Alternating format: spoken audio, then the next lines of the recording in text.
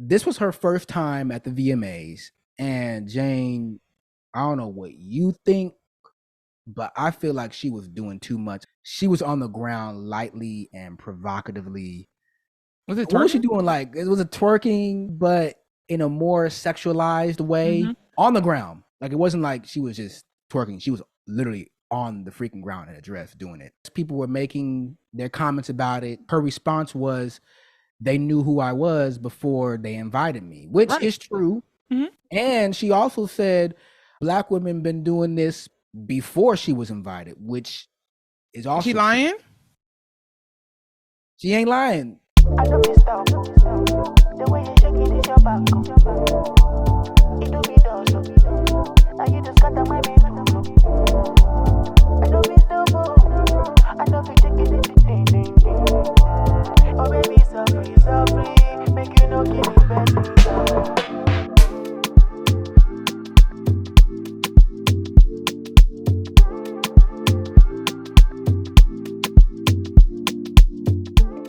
What's up, everybody? Welcome to another episode of yours truly, Black Coffee. Before we begin today, please like, share, subscribe, as well as comment on our content as we continue this journey of season 2 of yours truly, Black Coffee. Y'all thought we forgot about y'all. Y'all thought we disappeared, but we are back from our, I guess, and the summer break. Yeah. It's been a month or so been a since we cool last month. recorded. Yeah, so I'm here with Harriet Tubman, aka Sojourner Truth.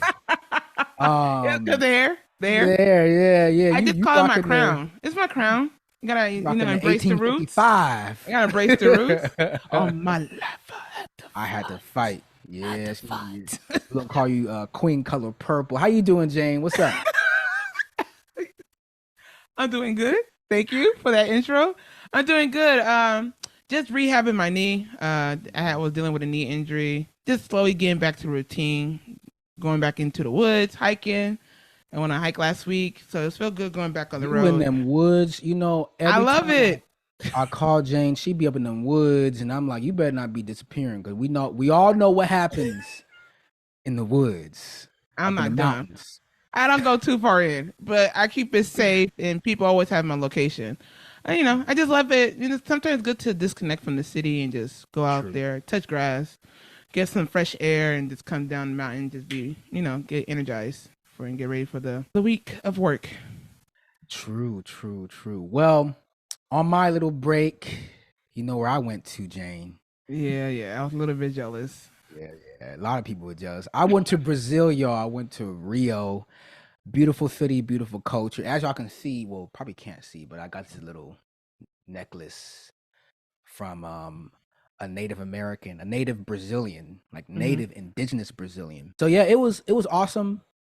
I won't say everything that went on down there, because whatever happens in Brazil stays in Brazil. But if y'all honestly have the chance to visit, I highly recommend it. It's a long flight. Really? 15 hours. 15 hours, okay. 15 hours. But it's an awesome place. The culture, the food, the people are very welcoming. They're probably the most hospitable people I've ever come across. I was shocked about it. Brazil is actually a hidden jewel, y'all. So we are back. But this episode is going to be a little different. We're not going to have like a set. Yeah, nothing set in stone. Right, set in stone. We're just going to talk about some things that we've missed or current things going on. But we do want to recognize Suicide Prevention Week. So September 10th is Suicide Prevention Week. And this is important because, as we know, mental health issues have been on the rise lately. And we're also living in a time where we've seen an increase in people committing suicides. Jane, get this. In 2022, nearly 50,000 Americans died by suicide. And 1.7 million suicide attempts were actually made last year. So that tells you this is 1 every 11 minutes. Ooh. When you think of it in that context, that's huge. That's huge. And guess which age groups are most impacted? The very young, I think I saw it on the CDC, I think age 10 to 14, in 20 to 34. 34, yeah. Yeah. So those tend to be the age groups that are most affected. And I'm guessing because, between ages 10 and 14, that's You're middle discovering school. yourself. Right. You're going through the beginning stages of the ending of early childhood to adolescence, bullying occurring not only in school but now on social media, people comparing themselves, self-image. And then for those in the 20 to 34 group, that's early adulthood to the beginning of people's primes. And life is hard. Oh, it's lifing. Life is hitting, Jane. It's difficult for a lot of people. And so when we talk about suicide, we have to recognize that mental health, depression, the economy, societal expectations, increased loneliness. A lot of people are lonely nowadays. Yeah. Are some reasons for why people may feel like ending their life is the answer. And it's not the answer. It's not the answer. And in the description of this episode, we're going to leave some resources, some mental health links to where you can access just in case if you or someone you know may need or feel like you want to reach out. Or you can even reach out to us. Right. Email us, DM us on our Instagram page. We'll definitely reach back and talk. If you just need someone to speak to, we'll definitely be there for you. You're not alone. Never alone. And on this podcast, we've talked about mental health quite a bit, both in this season and last season. Matter of fact, there have been some high profile people recently who have taken their lives from Twitch. Remember Twitch? Yeah, last year. Yeah, towards the end of last year, right? It was like this. It was around Christmas time because that's when we released our last episode of the year, and it came out at the same time. I think we acknowledged his early death, as well as remember Chelsea Christ. The model. No, not model. The pageant. Miss USA 2019. She also took her life. And so, and mind you, all of these people, they, at least from how they portrayed themselves to others on social media, they did not look like they were going through mental health issues or like we would never see them again. And like even Twitch, I think the one that hurts people the most is Twitch, because before he passed, he had a video dancing with his wife he did on TikTok, and everybody was talking about it. Then boom, you hear this story. The woman who unlived herself from in the hotel, very well known in her industry, very beautiful, talented guy, everything going for herself, unlived herself. So it's just like people don't see those people as someone who would do something like that, but we don't know how someone who's battling mental health looks like. Exactly. Mental health issues, they don't have a face. So we think we can spot it. A lot of times you can't. People may look normal, they may look healthy, but in reality inside, they may be going through a lot. So we're not going to go on and on, but we do want to acknowledge Suicide Prevention Week. Next on our topic list, Jane, did you see the VMAs?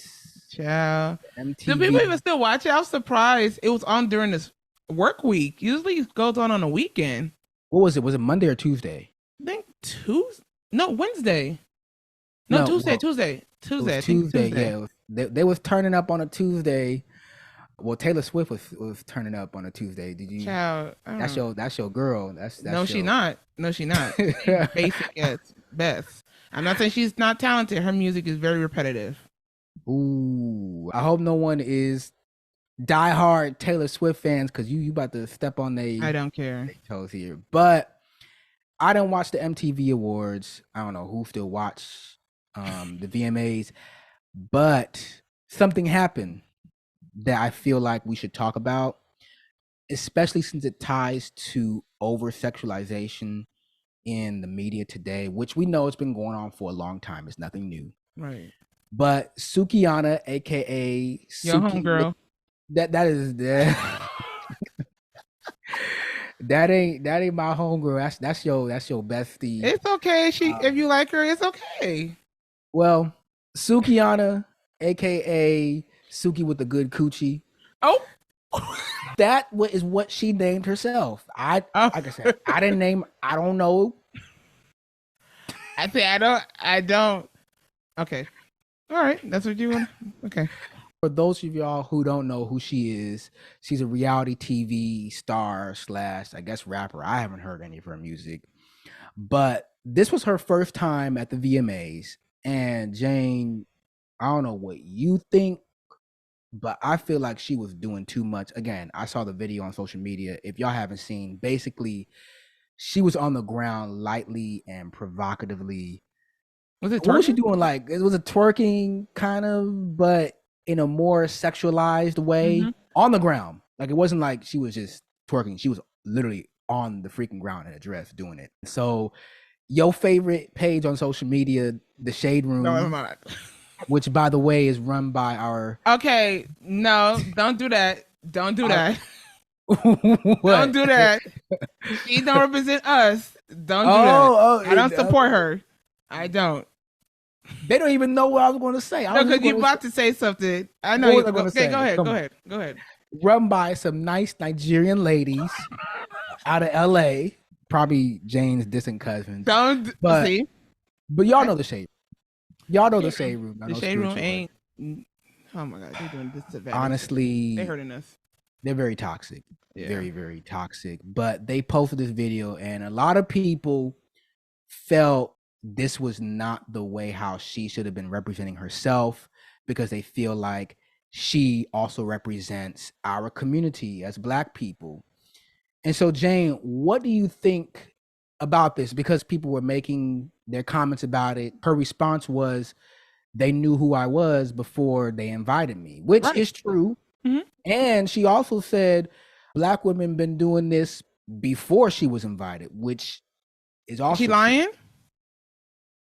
She ain't lying. She ain't lying. So what do you have to say about this? I don't know why people are surprised. It's the VMAs. This is what we look for. This is what we know MTV is going to be about, is something that's going to be shock value that people are going to constantly keep on talking about.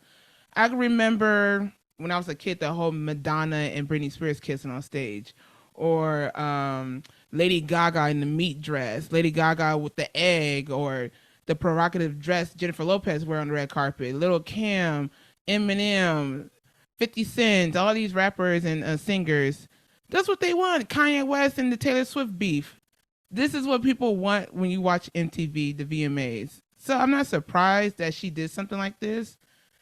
MTV is very happy because we're going to be talking about it, because nobody watches MTV anymore. So she did her job, and MTV is happy for that. Is this going to be her last time there? No. I don't even know how to follow that. Well, I mean, I hear what you're saying, Jane, but I feel like there's a time and place for things, right? The VMAs, that's what it's for. That's what it's for. The thing is, people who watch VMAs know something like this is going to happen. I don't think we knew that was going to happen. It wasn't even the fact of, her expressing her sexual appeal, because that's not the problem. In Hollywood and entertainment, people who have sex appeal are going to express it, whether naturally or unnaturally, right? Mm-hmm. But it was the way how, for instance, a few months back, there was another video of Sukihana in London in front of the Buckingham Palace saying a lot of vulgar things that, yes, I know doesn't represent our community in terms of it's a reflection on her. It's not a reflection on all Black people or on all Black women. Mm-hmm. But we also live in a world where our celebrities, whether we like it or not, are the ones who lead our representation in spaces where we fought hard. Our ancestors fought hard to get into. And so for you to denigrate yourself like that, and I'm not saying that she's the only one, because she's definitely not the only one. There are plenty of other people, other artists, quote unquote, who do this, both men and women, because I'm not going to just, throw women under the bus. Men have done this too, either to themselves or to other women. But why must you denigrate yourself to an object? You as a 31-year-old mother of 3 kids, they're going to see that in the future and be like, oh, that's my mama. The little Black girls coming up who may not have the best role models, right, around them, or who would like to see role models, in the media and celebrities. And I know that you shouldn't subscribe to media that's like that, but we know how prevalent the shade room's influence is. And so for them posting this and promoting it, it's not helping this growing ratchet image that is taking over our community. And I know I'm going to get a lot of heat for saying this. I'm just going to stop right there. Do you got anything to say? Because if I go on, I get what you're saying, but for the MTV part about it, I don't see nothing wrong. It's on cable television. If your kid's watching it, you put that thing on. That's true. The MTV, sex, money, and rock and roll. That's what you're gonna get. True. My thing is, she doesn't represent me. She doesn't represent you. That's between her and her lineage. And it's true. I would say stop putting these people on a pedestal. And that's what I'm saying. Like the Shade Room, Spiritual Word, all these pages that have a lot of influence in many Black people's lives. I know people say you shouldn't follow things on social media that you don't agree with, but we also can't deny the influence and power on it. They have a lot of influence. That's why Joe Biden, back in 2020, when Joe Biden and Kamala nowhere to be seen. Don't do her like that. That's what but they went on the Shade Room because they wanted to garner the Black vote, especially the young vote. And they use the Shade Room to access that. And so I'm tired of like our media sources. We're being very contradictory. We talk about, we want people to respect us. We also want to change the image that the entertainment industry has created for a lot of our young artists. Yet we're also promoting the same thing. We're promoting the same material. And yes, you're right, it's not a reflection on us, but entertainment in general has taken over sexualization across the board to a whole new level. Look at TV shows. You know what show I'm going to say. Go ahead, say it. You going to say Euphoria? Yeah. Game of Thrones? Yeah. Oh, they be tripping. It's even some of them on local television. I was watching. Go ahead. Go ahead. I think even shows on local television, they be like ODing on doing these too much scenes. And that's the thing is, sex used to be an art. Right, it used to be an art of the imagination. Not saying that they never showed it, because sex has always been, in some way, form, or fashion, in the media. But you mentioned Euphoria. Many of the actors on Euphoria was like, "There's too many sex scenes, like unnecessary sex scenes that do not have huge influence of the overall theme of the show. Like, you don't need that many. It don't make sense. It don't fit. You just put it there, right? It don't for fit. people to watch." Right. Even Swarm, Damson Idris, the guy who y'all know, Franklin from Snowfall, the scene that he did with Chloe Bailey. And everybody was going crazy, as if y'all not getting y'all backs scratched or scratching backs. Oh Lord. Out there, that's Jane's words. But yeah, I just feel like it's doing too much, and the entertainment industry is really trying to force sex appeal and just unnecessary soft porn in shows that don't necessarily need it. Yeah, I would say we're not a bunch of old farts saying that, we don't want to see it. It's just like it don't fit. It don't fit the scene. Sometimes it just be added just to be added, and you're like, why are we watching this? Right. It has no point. You could tell, even the actors and actresses the chemistry is not there. It's just like, they want this so people could watch it. We're going to get views. Our rating's going to go up. Right. And it comes, like you said, it comes off as forced. Besides TVs and movies, I mean, look at the music industry, right? Forcing sex appeal on artists that don't necessarily have natural sex appeal. Glorilla. Yeah, her seems, it seems like it's forced. Like they forced her. It seemed like it's forced because when she first came out, what happened? She was like this tough Memphis rapper. Right. She brought her these Memphis organic. bars. It was like organically how she rised up. I liked it. Yeah, it was very organic. It was very natural. And then now they trying to have her do all these dance numbers. Yeah, recovers of Lil Kim's photo shoots and really trying to force this sex appeal that doesn't come natural for her. We know her for her Memphis bars.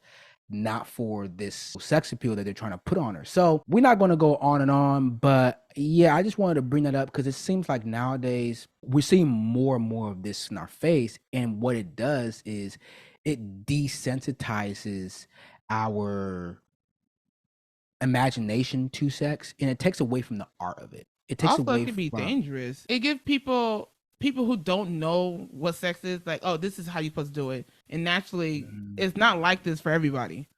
No, you're right. It definitely creates this one image of how the act, scratching y'all backs, should look like and should be like in the media, and I don't know, and It's weird. very much so, very much so. Oh baby,